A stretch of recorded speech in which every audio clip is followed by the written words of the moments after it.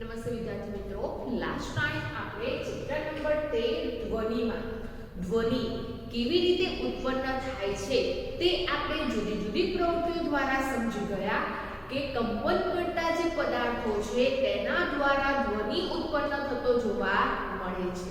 હવે વિદ્યાર્થી મિત્રો, આપણા દ્વારા અવાજ કેવી રીતે ઉત્પન્ન થાય છે એટલે કે મનુષ્ય દ્વારા ધ્વનિ કેવી રીતે ઉત્પન્ન થાય છે તેના વિશે સમજીએ તો આજે આપણે મનુષ્ય દ્વારા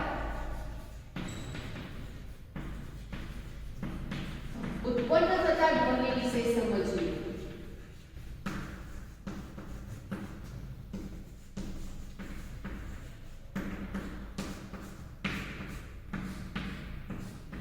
તો વિદ્યાર્થી મિત્રો, આપણે જે પણ કોઈ બોલીએ છીએ, શું બોલીએ છીએ તેનો ખ્યાલ તરત જ આપણી સામે જે પણ કોઈ વ્યક્તિ રહેલી છે તેને ખબર પડે છે કે આપણે શું બોલી રહ્યા છીએ। તો આપણા દ્વારા અવાજ કેવી રીતે ઉત્પન્ન થાય છે એટલે કે જે મનુષ્ય છે એ મનુષ્ય દ્વારા ધ્વનિ કેવી રીતે ઉત્પન્ન થાય છે તેના વિશે આજે આપણે સમજીએ। તો વિદ્યાર્થી મિત્રો, સૌથી પહેલા તો હું તમને જે પ્રવૃત્તિ કરવાનું કહું છું એ પ્રવૃત્તિ તમારે બધાએ જ કરવાની છે। તો સૌથી પહેલા તમારે તમારા હાથની જે પણ કોઈ આંગળીઓ છે એ આંગળીઓને તમારો જે ગળાનો ભાગ છે એ ગળાના ભાગ ઉપર રાખો। હવે ગળાના ભાગ ઉપર આંગળીઓ રાખ્યા પછી તમે ઓમકાર બોલો એટલે કે ઓમ નો ગુંજન કરો। તો વિદ્યાર્થી મિત્રો, તમે જ્યારે ઓમ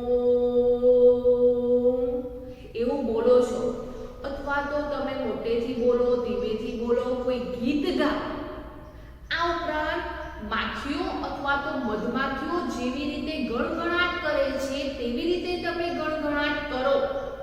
હવે આ જે પણ કોઈ વસ્તુ કરો છો તે દરમિયાન તમારા હાથની આંગળીઓ ગળા ઉપર જ રાખેલી હોવી જોઈએ।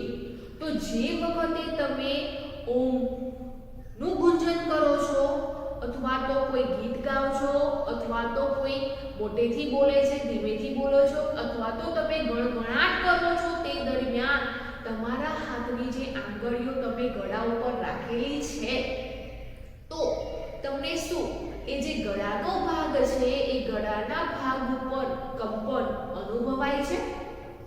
તો વિદ્યાર્થી મિત્રો, હા, જ્યારે પણ તમે ગાઓ છો, બોલો છો અથવા તો ગણગણાટ કરો છો તે દરમિયાન એ જે ગળાનો ભાગ છે એ ગળાના ભાગમાં કંપન અનુભવાય છે, કંપન ઉત્પન્ન થતો જોવા મળે છે। તો વિદ્યાર્થી મિત્રો, અહીંયા ગળાના ભાગમાં કંપન ઉત્પન્ન થાય છે એટલે કે ગળાનો ભાગ કંપિત થાય છે જેથી કરીને આપણામાંથી અવાજ ઉત્પન્ન થતો જોવા મળે છે। પણ આ જે ધ્વનિ છે એ ધ્વનિ ક્યાંથી ઉત્પન્ન થાય છે? તો આપણને બધાને જ ખબર છે કે આપણા શરીરમાં સ્વર પેટીની રચના જોવા મળે છે અને જે સ્વર પેટી છે એ સ્વર પેટી દ્વારા ધ્વનિ ઉત્પન્ન થતો જોવા મળે છે। તો આપણા શરીરમાં એટલે કે મનુષ્યમાં જે સ્વર પેટી છે એ સ્વર પેટીને કંઠસ્થાન તરીકે પણ ઓળખવામાં આવે છે। તો સ્વર પેટી અથવા તો કંઠસ્થાન માંથી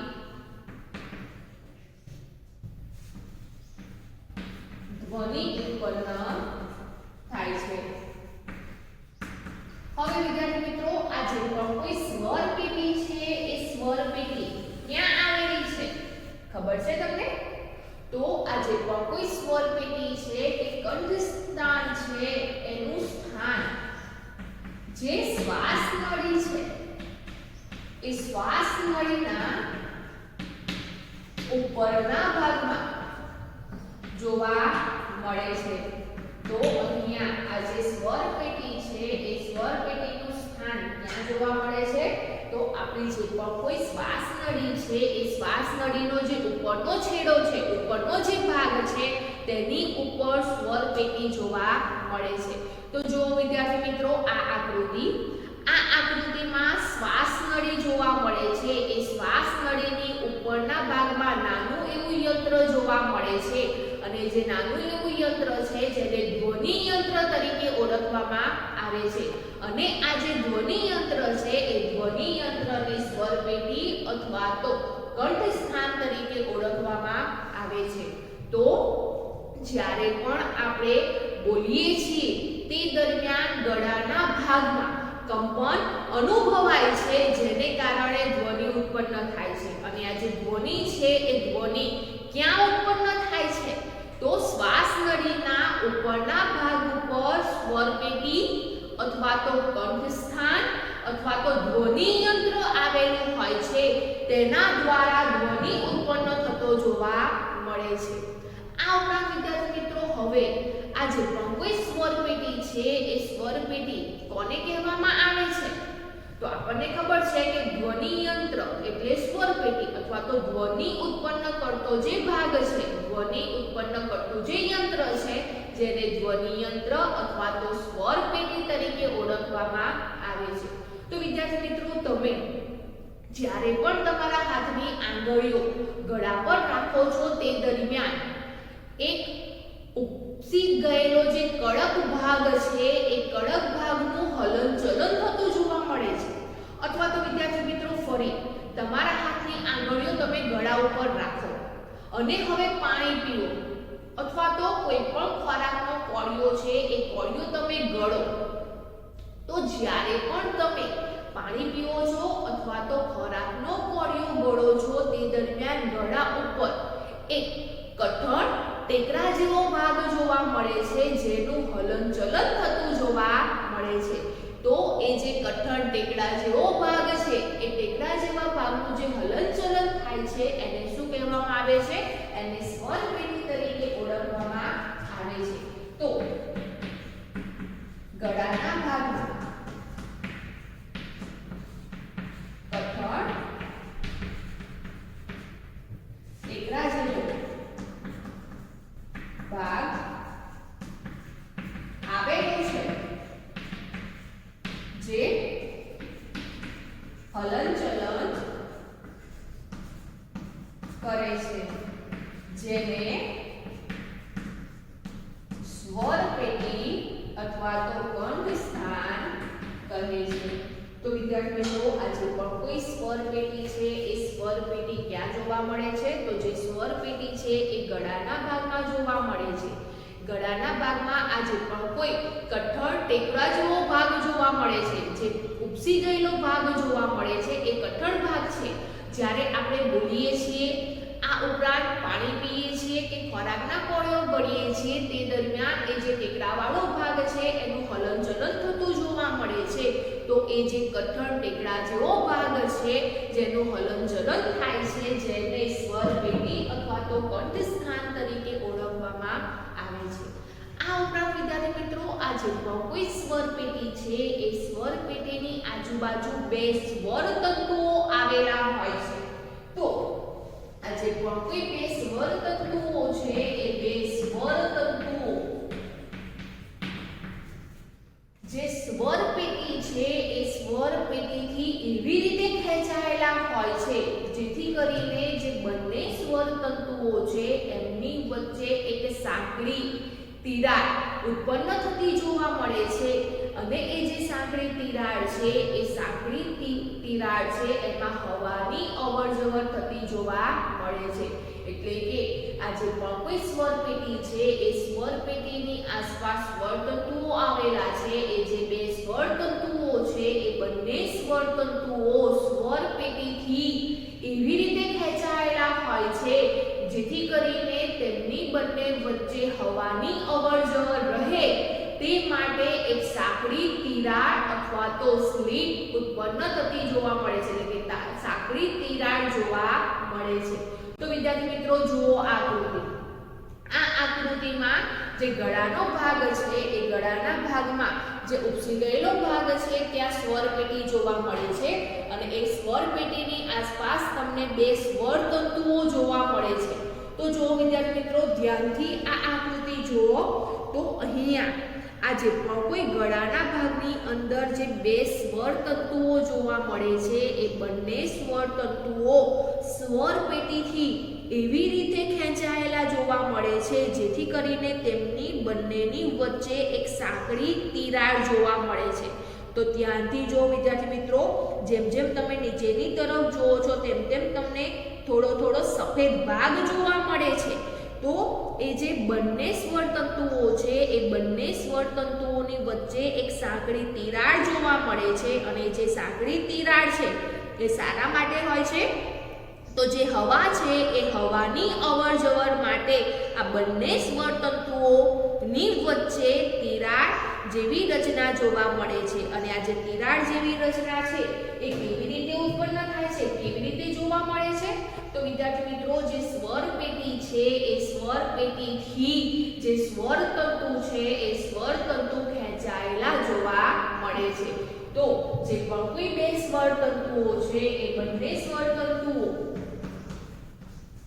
સ્વર પેટીથી એવી રીતે ખેંચાયેલા હોય છે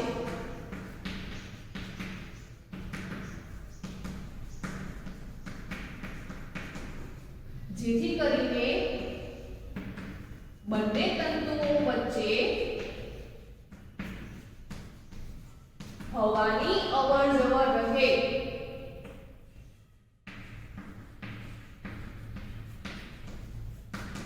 તેવી સાંકડી તિરાડ જોવા મળે છે. તો બંને સ્વર તંતુની વચ્ચે સાંકડી તિરાડ જોવા મળે છે. શાના માટે રહે છે? તો હવાની જે અવરજવર છે એ હવાની અવરજવર માટે સાંકડી તિરાડ જેવી રચના જોવા મળે છે. અને કેવી રીતે જોવા મળે છે? તો સ્વર પેટી દ્વારા જે સ્વર તંતુઓ છે એ સ્વર તંતુઓ એવી રીતે ખેંચાયેલા હોય છે જેથી કરીને બંને સ્વર તંતુની વચ્ચે સાંકડી તિરાડ જોવા મળે છે, જ્યાંથી જે પણ કોઈ હવા છે એ હવાની અવરજવર થતી જોવા મળે છે. હવે વિદ્યાર્થી મિત્રો, આ જે પણ કોઈ સ્વર પેટી છે એ સ્વર પેટી કેવી રીતે કાર્ય કરે છે અથવા તો સ્વર પેટીમાંથી ધ્વનિ કેવી રીતે ઉત્પન્ન થાય છે તેના વિશે સમજીએ. તો વિદ્યાર્થી મિત્રો, જ્યારે પણ ફેફસા તિરાડ દ્વારા હવા ધકેલે છે તે દરમિયાન આ જે પણ કોઈ સ્વર તંતુઓ છે એ સ્વર તંતુઓ કંપન અનુભવે છે. હવે આપણને ખબર છે જે પદાર્થ કંપન અનુભવે છે ત્યારે ધ્વનિ ઉત્પન્ન થતો જોવા મળે છે. તો જ્યારે પણ ફેફસા તિરાડ દ્વારા હવાને ધકેલે છે તે દરમિયાન જે બંને સ્વર તંતુઓ આવેલા છે એ બંને સ્વર તંતુઓ કંપન અનુભવે છે અને ધ્વનિ ઉત્પન્ન થતો જોવા મળે છે. તો જે પણ કોઈ સ્વર પેટી છે એ સ્વર પેટીનું કાર્ય શું છે અથવા તો ધ્વનિ કેવી રીતે ઉત્પન્ન થાય છે? તો બે સ્વર તંતુઓ સ્વર પેટીથી એવી રીતે ખેંચાયેલા હોય છે જેથી કરીને એક સાંકડી તિરાડ હવાની અવરજવર માટે જોવા મળે છે. જ્યારે ફેફસા છે એ ફેફસા તિરાડ દ્વારા હવા ધકેલે છે ત્યારે સ્વર તંતુઓ કંપન અનુભવે છે, એટલે કે કંપન કરે છે જેથી કરીને શું થાય છે?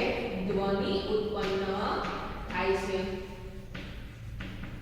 તો જ્યારે પણ ફેફસા તિરાડ મારફતે જે બંને સ્વર તંતુની વચ્ચે જે તિરાડ જોવા મળે છે એ તિરાડ દ્વારા હવા ધકેલે છે તે દરમિયાન એ સ્વર તંતુઓ કંપન અનુભવે છે અને કંપન અનુભવવાને કારણે સ્વર પેટીમાંથી ધ્વનિ ઉત્પન્ન થતો જોવા મળે છે.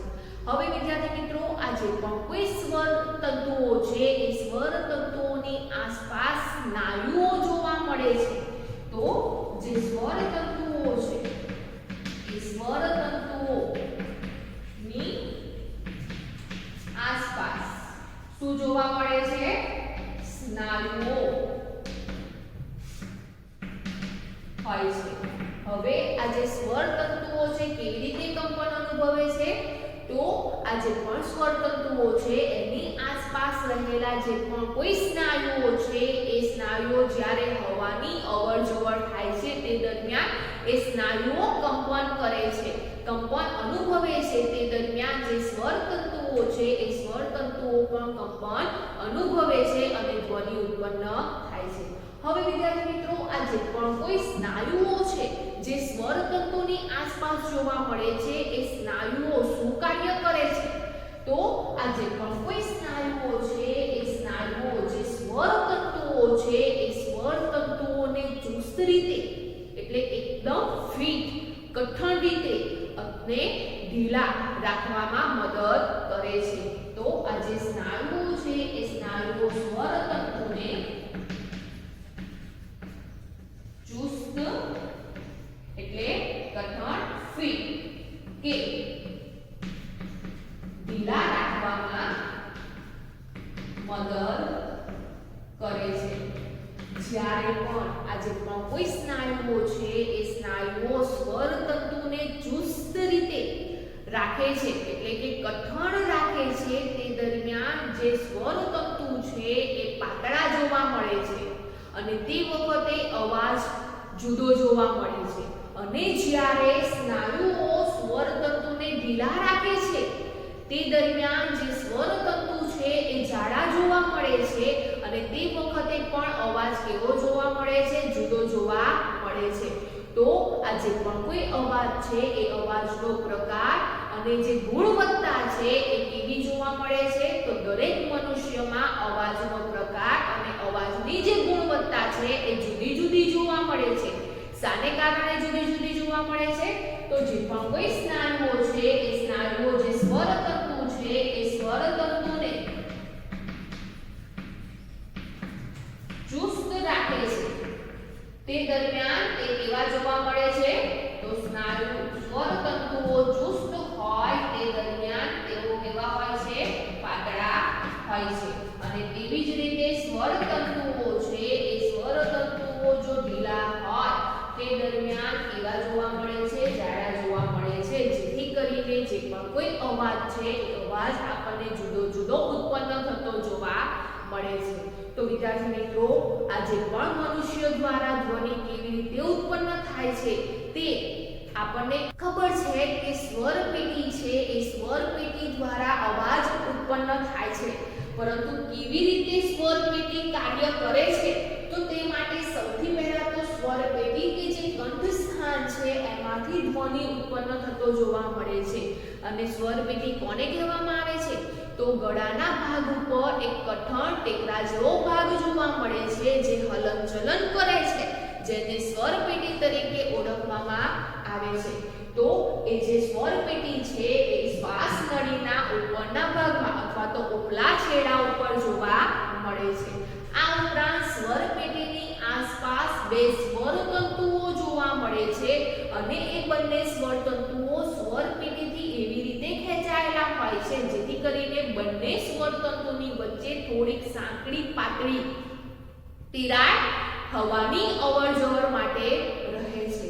હવે જ્યારે ફેફસા તિરાડ મારફતે હવા ધકેલે છે તે દરમિયાન સ્વરતંતુની આસપાસ આવેલા જે પણ કોઈ સ્નાયુઓ છે એ સ્નાયુઓ કંપન અનુભવે છે, જેથી જે પણ કોઈ સ્વરતંતુઓ છે એ સ્વરતંતુઓ કંપન અનુભવે છે અને ધ્વનિ ઉત્પન્ન થતો જોવા મળે છે, એટલે કે અવાજ ઉત્પન્ન થતો જોવા મળે છે. હવે આ જે પણ કોઈ અવાજ છે, ધ્વનિ છે, એનો પ્રકાર એટલે કે એ અવાજ મનુષ્યના જુદા જુદા જોવા મળે છે. તો શાને કારણે જુદા જુદા જોવા મળે છે? તો સ્વરતંતુની આસપાસ સ્નાયુઓ આવેલા હોય છે અને જે સ્નાયુઓ છે એ સ્નાયુઓ જે સ્વરતંતુ છે એ સ્વરતંતુને ચુસ્ત પકડી રાખે છે અથવા તો તેને ઢીલા રાખવામાં મદદ કરે છે. તો જ્યારે સ્નાયુઓ સ્વરતંતુને ચુસ્ત ફિટ કડક રીતે પકડી રાખે છે, કડક રાખે છે, તે દરમિયાન સ્વરતંતુઓ પાતળા હોય છે.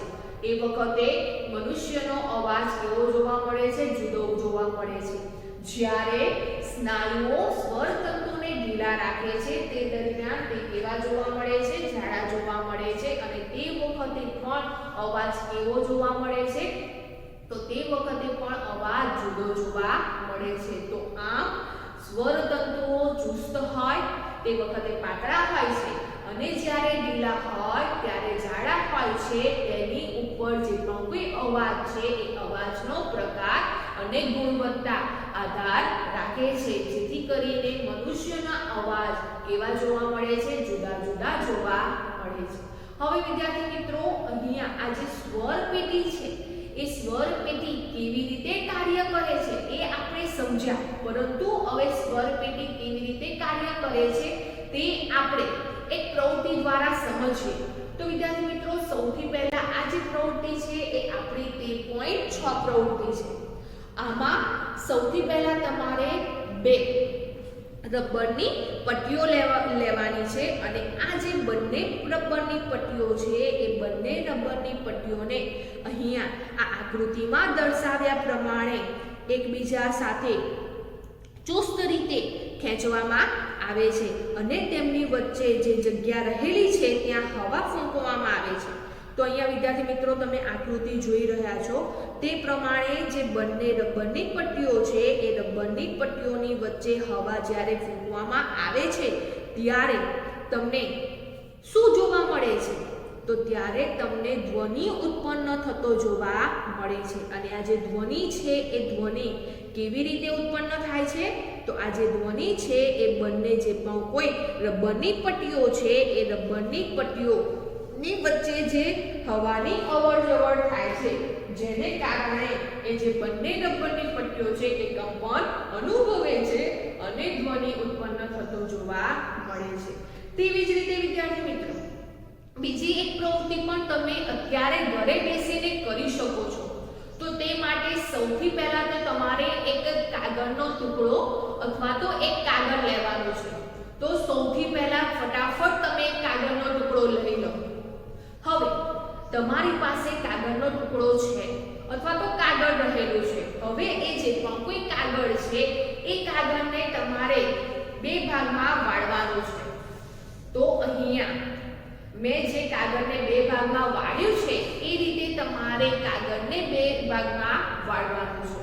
હવે વિદ્યાર્થી મિત્રો, આ પ્રવૃત્તિમાં જે પણ 2 ભાગ વાળેલા છે અને છૂટા પડે છે એ જે બંને ભાગ છે એ બંને ભાગને તમારે એકબીજા સાથે જોડાઈ રહે તે રીતે પકડવાનું છે.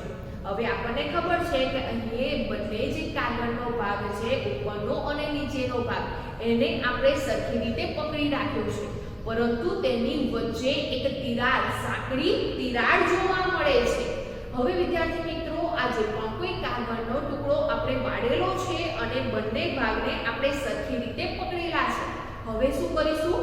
તો આ પ્રવૃત્તિ તમે બધાએ કરી હશે, તો ફરી અત્યારે આપણે કરીએ. તો હવે આ જે પણ કોઈ કાગળનો ટુકડો છે જેને આપણે વાળેલો છે અને જે ખુલ્લો ભાગ છે એ ખુલ્લા ભાગ પર હવે આપણે સરખી રીતે પકડીને હવા, જે આપણે મોં દ્વારા હવા આપણે ફેંકીએ.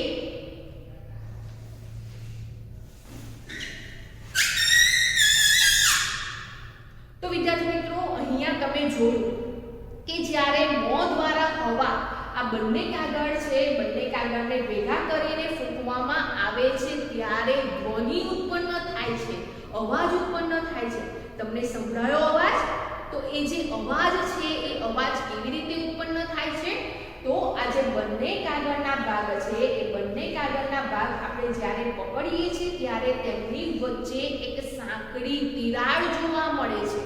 હવે જ્યારે આપણે હવા ફેંકીએ છીએ તે દરમિયાન એ તિરાડમાં હવાની અવરજવર થાય છે અને હવાની અવરજવર થવાને કારણે એ જે કાગળના ઉપરના અને નીચેનો ભાગ છે એ કંપન અનુભવે છે અને ધ્વનિ ઉત્પન્ન કરે છે. તો વિદ્યાર્થી મિત્રો, આ જે પ્રવૃત્તિ છે તમે બધાએ કરી હશે અને ફરીથી આપણે કરીએ. તો અહીંયા આ જે પ્રવૃત્તિ આપણે કરી છે એમાં જે રીતે ધ્વનિ ઉત્પન્ન થાય છે એવી જ રીતે જે સ્વર પેટી છે અથવા તો કંઠ સ્થાન છે તેના દ્વારા ધ્વનિ ઉત્પન્ન થતો જોવા મળે છે. આ આ ઉપરાંત વિદ્યાર્થી મિત્રો તમે નાના બાળકોના અવાજ, પુરુષોના અવાજ અને સ્ત્રીઓના અવાજ સાંભળ્યા હશે. તો શું બાળકો, પુરુષો અને સ્ત્રીઓ ત્રણેયના અવાજ એક સરખા જોવા મળે છે? તો ના વિદ્યાર્થી મિત્રો, બાળકો, સ્ત્રીઓ અને જે પુરુષો છે એમના અવાજ એક સમાન જોવા મળતા નથી. તેમના અવાજ કેવા જોવા મળે છે? જુદા જુદા જોવા મળે છે. તો શાને કારણે અવાજ જુદા જુદા જોવા મળે છે? તો વિદ્યાર્થી મિત્રો, જે પુરુષો છે એ પુરુષોમાં જે સ્વર તંતુ છે એ સ્વર તંતુની લંબાઈ કેટલી જોવા મળે છે? તો પુરુષોમાં સ્વર તંતુની લંબાઈ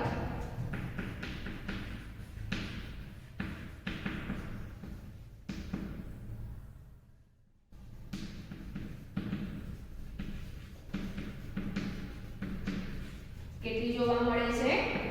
તો 20 મિલીમીટર જેટલી જોવા મળે છે. એટલે કે પુરુષોમાં 20 મિલીમીટર જેટલી લંબાઈ ધરાવતા સ્વર તંતુઓ જોવા મળે છે. અને જ્યારે સ્ત્રીઓમાં સ્વરની લંબાઈ જોઈએ તો જે પુરુષોમાં સ્વર તંતુઓ છે એ સ્વર તંતુની જે લંબાઈ છે એ લંબાઈ કરતા 5 મિલીમીટર જેટલી ઓછી જોવા મળે છે. તો સ્ત્રીઓમાં જે સ્વર તંતુ છે એ સ્વર તંતુની લંબાઈ કેટલી જોવા મળે છે? તો પુરુષોમાં જેટલી સ્વર તંતુની લંબાઈ જોવા મળે છે તેના કરતા 5 મિલીમીટર જેટલી ઓછી જોવા મળે છે. તો કુલ સ્ત્રીઓમાં સ્વર તંતુની લંબાઈ કેટલી જોવા મળે છે? 15 મિલીમીટર જેટલી જોવા મળે છે. આ ઉપરાંત જે બાળકો છે એ બાળકોમાં અત્યંત ટૂંકા સ્વર તંતુઓ જોવા મળે છે. તે ખૂબ નાના સ્વર તંતુઓ જોવા મળે છે. તો અહીંયા જે પુરુષો, સ્ત્રીઓ અને બાળકોમાં જે સ્વર તંતુ છે એ સ્વર તંતુની લંબાઈ કેવી જોવા મળે છે? જુદી જુદી જોવા મળે છે.